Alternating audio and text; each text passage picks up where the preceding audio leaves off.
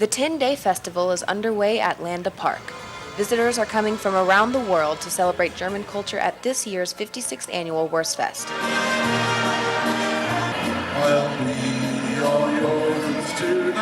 The Texas tradition offers a daily lineup of live music, carnival rides, souvenir shops, and plenty of vendors. Some people, like Wurst Fest veteran Colleen McLean, come to the festival for the food and drinks.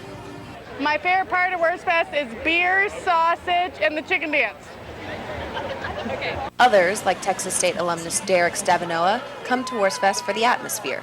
My favorite part of Wurst Fest would have to be the environment and how there's just an outgoing crowd. Everyone's having a good time.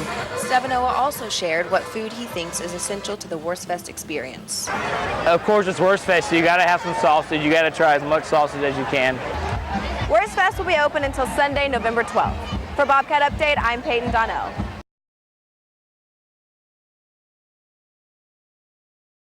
Well, thanks for asking.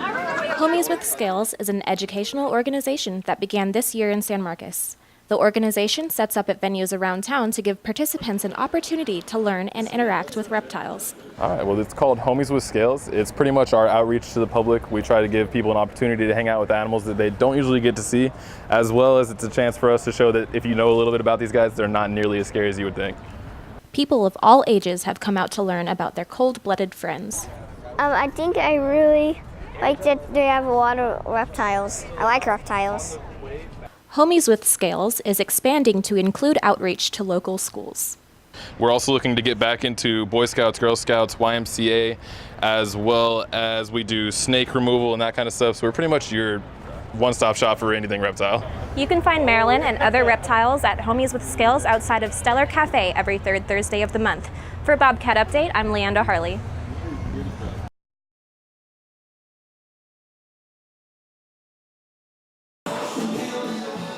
Georges welcomed students from all walks of life at last week's Latin Dance Night.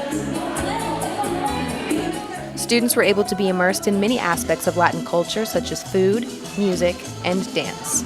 Some students, like Etzel Wolf, were excited to attend because the atmosphere reminds them of home. I just really like the salsa, and I've always grown up salsaing with my family and stuff, so kind of hits home, but at the same time I just feel like it's an easy way to get to know other people. Wolf also says she loves the culture because it's so inclusive. What I love most about Latin culture is the fact that everybody is a big old family, everybody's just willing to be with one another, and you just feel super welcome all the time. The event was also reminiscent of home life for Texas State junior Monica Prieto, who embraces the sense of unity. My family showed me the ways of dancing, our food, the music, the traditions, and most importantly, our unity between the Latins, all different types of Latinos out there. We stay united. If you missed out, be sure to catch one of the other many events that Georges hosts. For Bobcat Update, I'm Peyton Donnell.